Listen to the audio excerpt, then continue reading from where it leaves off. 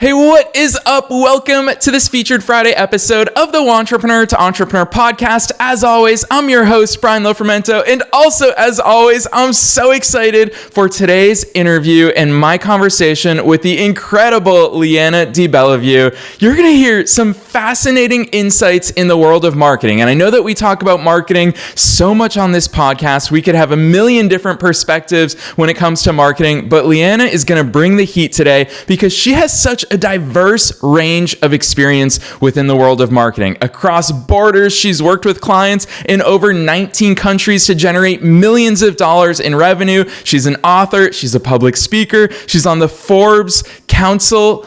She's a member of the Forbes Council. She is incredible at what she does. I'm going to tell you a little bit about her bio. Leanna is an international speaker, global marketing agency owner, social media strategist, and co-author of the Amazon International bestseller, Light at the End of the Funnel. Gosh, do I love her book title, which is a practical guide for business owners who are ready to step into success. Like I said, she's worked with clients from over 19 countries to generate millions of dollars in sales using social media to connect and engage with their target markets. If you're thinking, well, I don't engage whatsoever with my target market, Leanna is going to help us solve those problems here today during our interview. So I'm not even going to say anything else. I want to dive straight into my interview today with Leanna DeBellevue.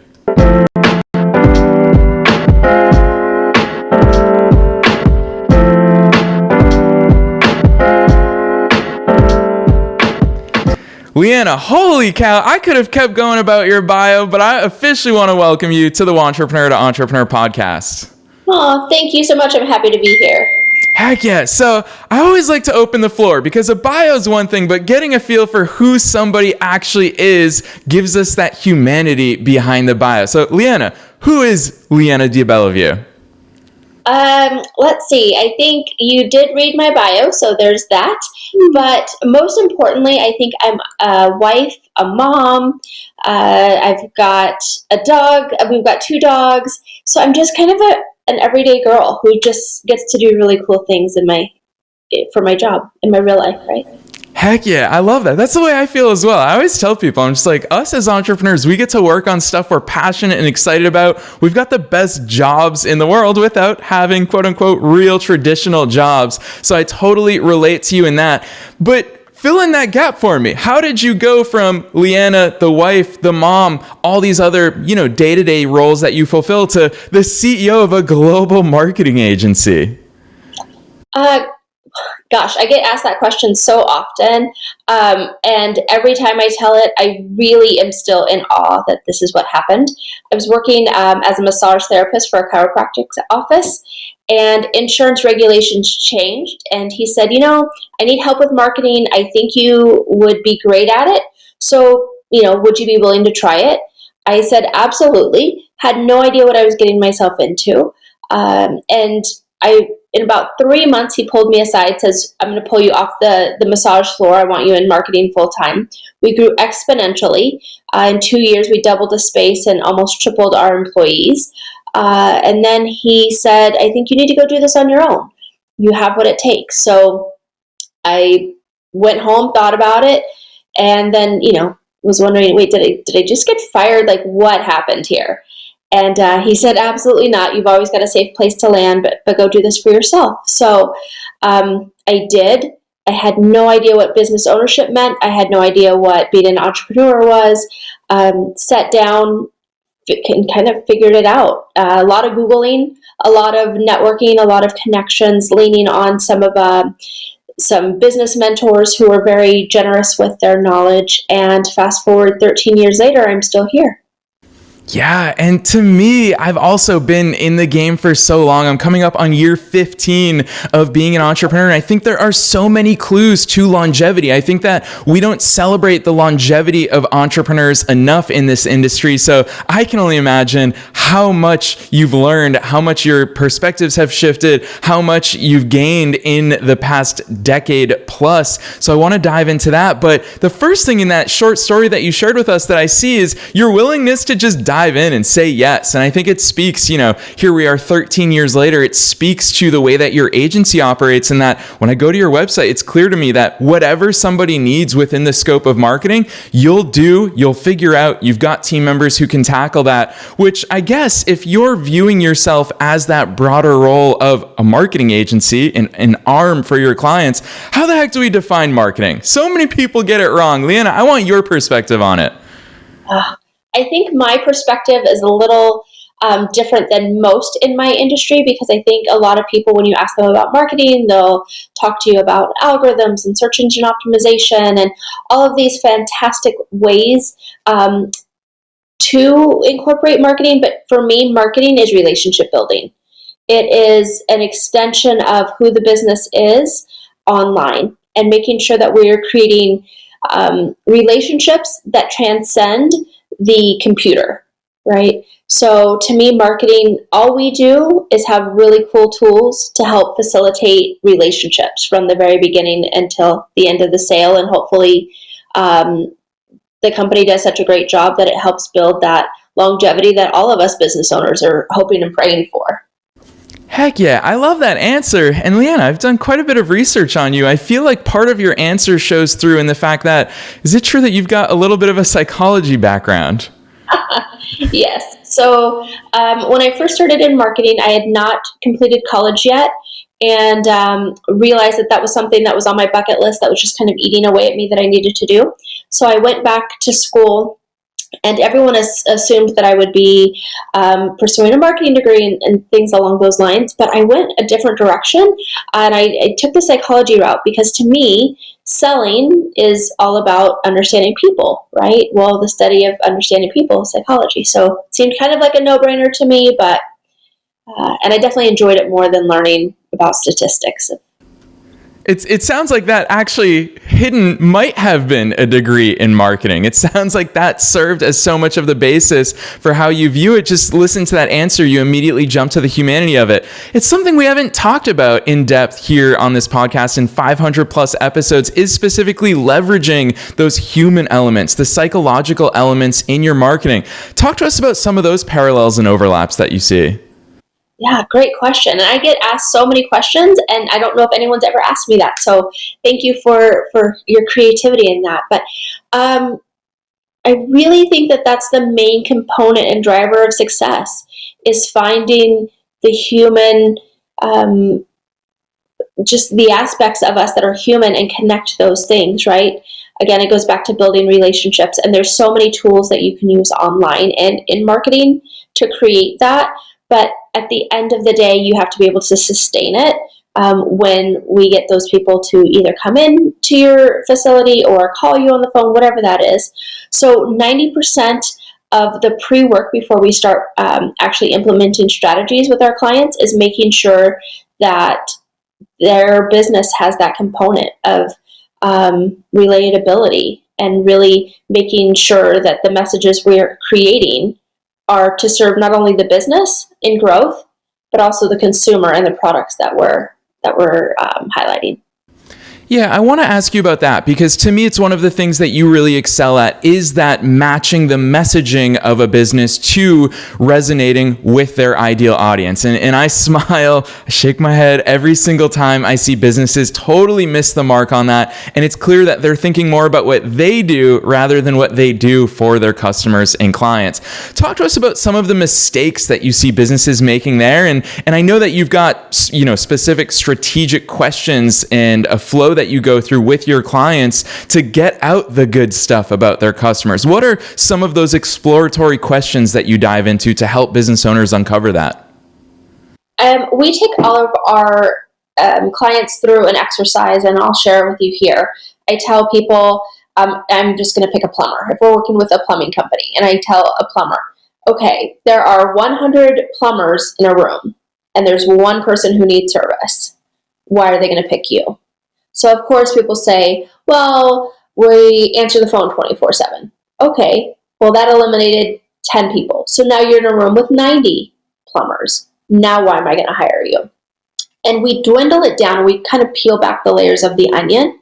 And what is that one thing that people are going to call you for that no one else provides. And once we can identify, and not necessarily just the one, but maybe the 5 or 10 things that really limit the services that you provide, and it's your area of expertise, that's what we create marketing messages around. And 9 times out of 10, it's nothing of what the business has been trying to convey previously. Yeah, and I'm glad that, as random as it is, I'm glad that you picked the example of the plumber, because I actually, in my past marketing life as an agency owner back in 2012, one of our biggest segments of clients was plumbers, because you're right, they're operating in a crowded local marketplace, and they just want people to say, hey, if I just worked with you, I'd see how good you are, and they can get even more business from there. Which leads me to, I think it's one of the most important ingredients of marketing, which is visibility. It's not marketing if nobody's on the other side seeing it. I know this is something that your agency absolutely specializes in. Talk to us about visibility. What does it even mean to get seen online, and how the heck do small business owners, particularly thinking of our audience, people who are doing business online, how do they get seen? Great question. Everyone now is calling us to ask us about, do I need to be on TikTok, or, kind of what's the newest trend that we have to be on? And we always advise our clients that you need to look at marketing as a pie, right? So you wouldn't sit down and just start eating the pie as a whole, right? You slice it up. And so we always advise people you need to have 6 to 8 different marketing components, right? Way that people can find you. So I always tell people directories, right? So that's one aspect of marketing. Social media, obviously another. Your website, another. So if you have 8 or 10, even up to 10, depending on the size of your business, but 8 to 10 different marketing channels that people can find you on, it gives you that omnipresence feel, right? Because if you're in their social media feed, and then you're in their directory, then you're in, they come across your website, it gives that feeling of, oh my gosh, they're everywhere. I have to use them, or they must be doing something right? Because I'm seeing them in all these different places. Retargeting is another thing that is really important to our clients, and we focus on that as well. Yeah, I'd love for you to talk a little bit more about retargeting. Back in, I think it was around episode 500, so it feels like ages ago now. We're talking 30 plus episodes ago. We had an ad specialist on, Justin Golden, that PPC guy. Absolutely love the work that Justin's doing. And he did talk about retargeting within the scope of Google Ads. But I know that retargeting is such a powerful platform for all types of businesses. Leanna, you are an author yourself. You own a marketing agency yourself. Books are great for retargeting. Service-based businesses are great for retargeting. Products are great for retargeting. Talk to us about what retargeting is and what some great examples you've seen in action for real life businesses using it, aside from all the big businesses. We know that Amazon does it. I want to hear your insider stories on it. Yeah, we have a little bit of a different strategy. So we're very specific about where we retarget. So we look at someone, if they, target demographic is female, maybe we're going to hit some of the easier markets to get into, so it's a little bit more cost effective for our clients. But we will show them on email. The email sidebars are really effective for our clients recently. I think a lot of people pulled away from that in the last couple of years, and so the cost to do that has gone down. So we're finding a lot of success putting people back in those types of areas. But retargeting, simply put, is that feeling of like, I saw something on my Facebook newsfeed, I clicked on the ad, and now it is in every single place that I go online. There's another advertisement there for that particular item. So it's very, very effective. We do try and be a little careful with the amount of retargeting we do, because we don't want people to feel like they're being intruded upon. Where it's like, man, I looked at this one thing one time and now it's everywhere, right? We try and sprinkle it in so that it feels natural and organic, and just that reminder of, oh yeah, maybe I really do want to purchase that item.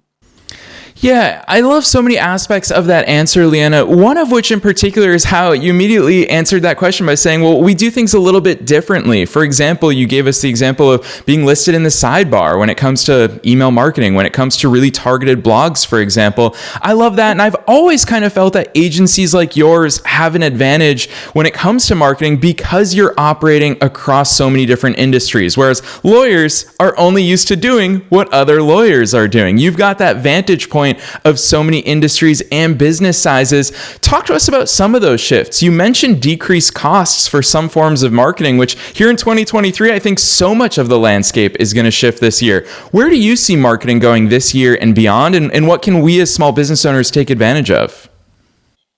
Gosh, I wish I had a magic 8-ball, right? I could, I don't know, kind of foresee everything that's coming.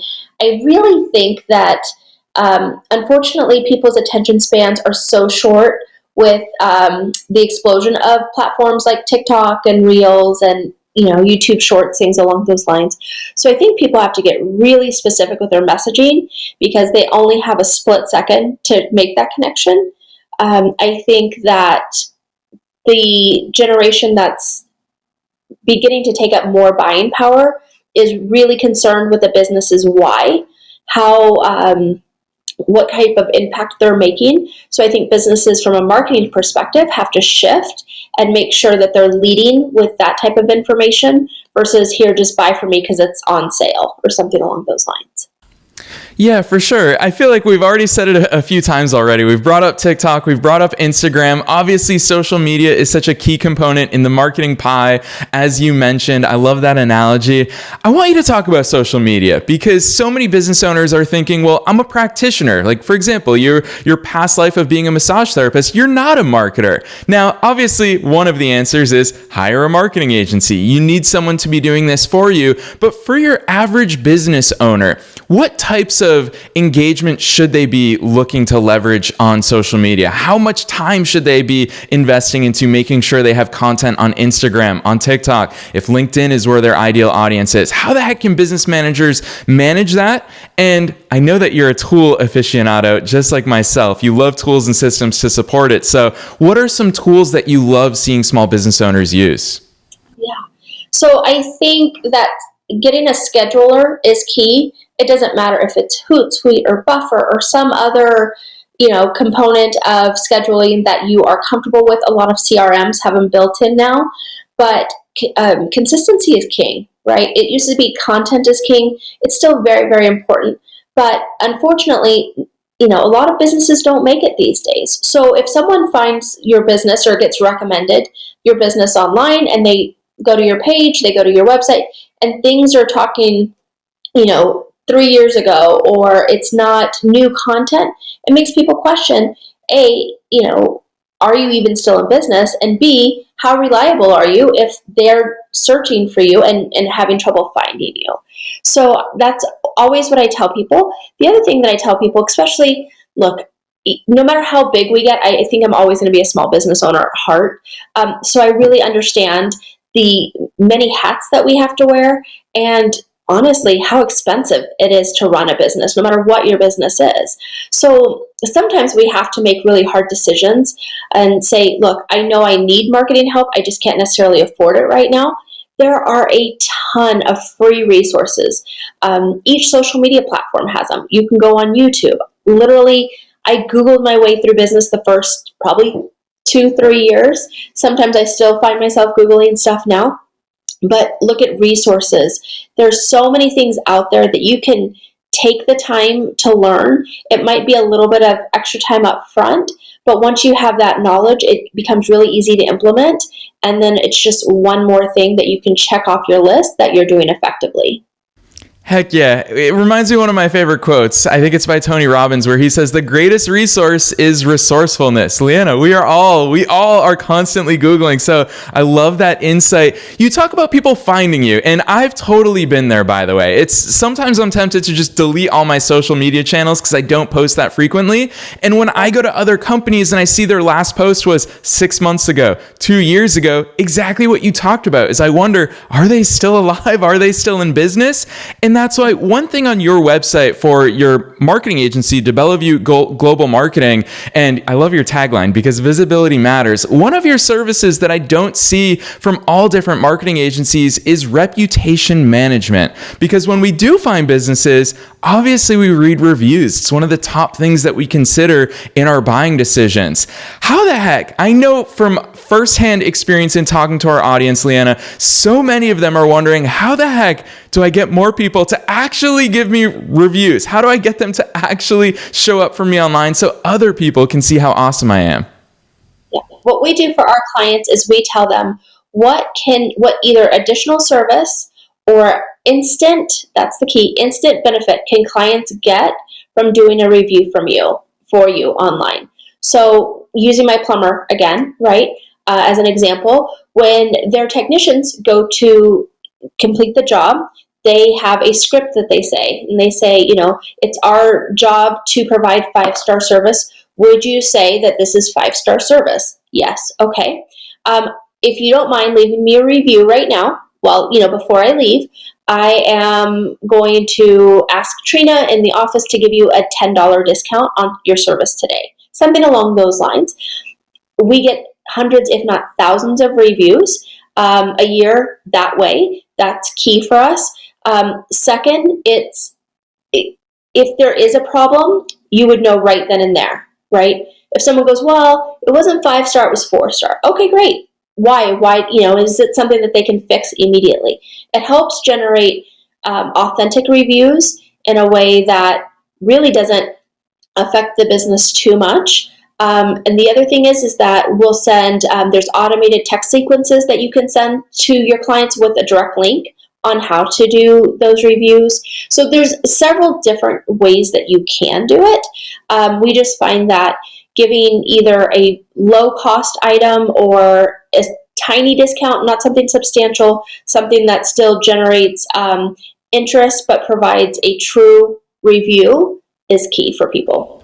Yeah, I love that insight. It's so simple, but so brilliant. It made me think, and I'm sure a lot of listeners are thinking, why didn't I think of that? I love the immediate review ask because you're right. If it's not 5 stars, better fix it right now than have them be unhappy forever or leave an unhappy review. It gives you the opportunity to care more deeply for them. And I think that's what successful, not only reputation management, but marketing and business is all about. So I love that insight. Leanna, I'm sure we could talk for days about marketing and about what you do for your clients, but I want to talk about your business because I know that so many of our listeners are either agency owners themselves or aspiring agency owners. They're probably thinking, holy cow, it sounds like you've got a dream roster of all these different clients. You clearly enjoy what you do.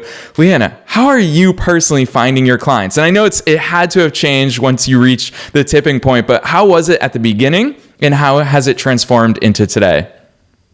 So I would say 90% of our clients in the beginning were relationship based. I did a lot of networking. I did happy hours with friends. I joined the Chamber of Commerce. I did BNI. I did a million different networking type, relationship building type activities, and that helped grow us. Probably about a year and a half in, then it became most of our, about 40% was referral from current clients. That was huge. And then at this point, it's a healthy mix of online marketing. Obviously, we're a marketing company. Hopefully, some of our clients would come from our marketing efforts.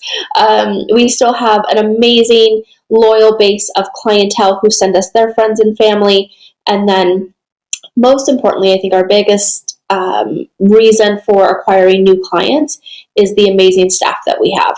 They are knowledgeable, they're friendly, they're genuine, and anytime they get on a call with a potential new client, our new clients can feel that, and it really kind of seals the deal and helps us grow. Yeah, I love the insights there. I always love hearing that stuff. It's something that we as entrepreneurs and business owners say so frequently is it's kind of like that situation where the cobbler's kid has no shoes. So frequently, we don't have time to do what we do for our clients for ourselves. So I love hearing that it is part of your marketing mix. And obviously, referrals are big for you. So Leanna, still with your business owner hat on, now that we've already talked about a ton of marketing stuff, I'm really curious. I don't ask every guest this, but you've been in the game for so long that I want to ask you this. What is something you wish you had known sooner in your entrepreneurial journey, or you wish that you did sooner? Oh, great question. What I wish I had done sooner was the things that I knew I wasn't good at, I forced myself to do. And that took up so much time and energy that it didn't allow me to do the stuff that I was really meant to be doing. So, for example, I am not the person you want doing our books and our accounting, but for so long I would, the first couple of years, just painstakingly every month go through QuickBooks and try and figure out how to reconcile all of these things, right? Once I realized that there are certain aspects of my business that are better served if they're outsourced and let those people do what they love, it catapulted our business into growth. Yeah, I love hearing that. It's something that I hear so frequently from guests, which is having those systems, support systems in place, whether it is other resources, whether it is using your capital to leverage your growth there. I love hearing those insights. Leanna, you are a wealth of knowledge. Before I let you go, though, I've been dying to ask you about your book, Light at the End of the Funnel. Talk to us about how you came up with the idea to write that and how you view that book and its importance for business owners to understand all this stuff that you talk about in there. I would love to take credit for the idea, but it's a collaborative book that I was invited to be a part of. What I really loved about it was that it is entrepreneurs from every walk of life, so we all have different perspectives. So I love that it's a blend of ideas and views, and what worked for one person didn't work for another, and that book kind of highlights that and really shows the importance of making sure you create a business that is in alignment with your vision and your truth versus, doing everything that people say that you should do to become successful. Yes, I love that, Leanna. I do love the collaborative efforts when entrepreneurs team up to work on awesome projects together. So it's so cool that you're a part of that. And the other thing that I really liked, I have the benefit of seeing you on video as we're doing this interview. But for everyone who's listening, Leanna did say should do in air quotes because she's right. There is no thing that you should do. You should do it your way. You should test things. You should figure out what works for you. And I think that this is a perfect transition, Leanna, as we come to the end of today's interview. You've been such a wealth of knowledge.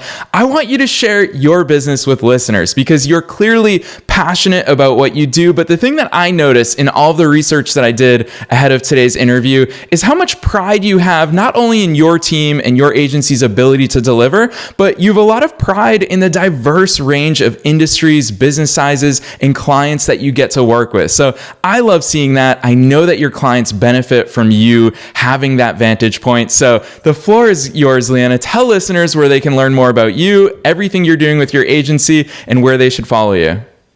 Absolutely. Thank you. So we are all over social. So Facebook, Instagram, you name the platform, we can be found there.